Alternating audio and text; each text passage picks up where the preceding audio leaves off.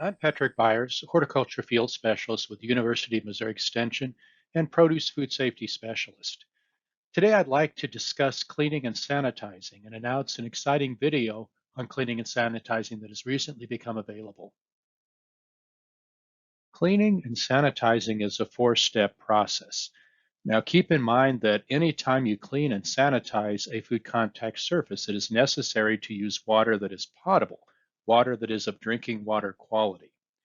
The first step in cleaning and sanitizing a food contact surface is to remove anything that's obvious on the surface, dirt, debris, that sort of thing.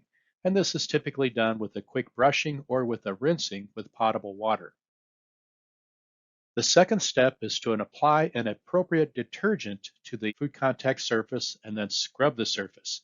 This scrubbing action is necessary to move any debris on the surface away.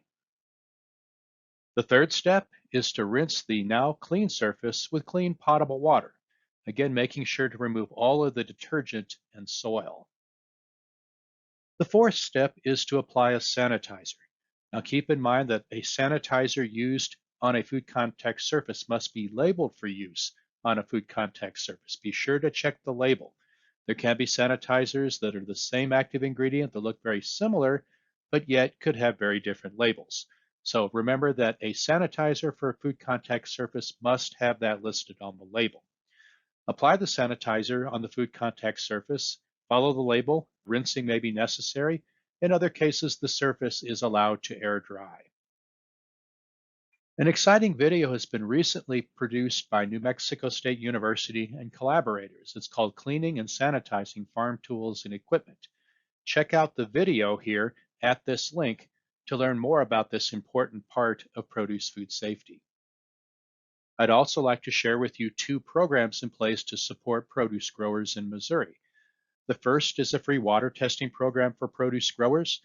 This program is coordinated through your local health department and follow the guidelines at the health department from the standpoint of obtaining a sample bottle, collecting the sample, submitting the sample, and using the appropriate forms to qualify for the free water test. The second program is a cost share program to assist with the cost of GAPS audits. This is available to Missouri produce growers, and it includes not only GAPS audits, but also private audit programs in place as well. For more information on either of these programs, please reach out to Dr. Nanda Nowadiki, who is the Extension State Produce Food Safety Specialist in Missouri and Kansas, or reach out to Patrick Byers. Contact information is available on the website.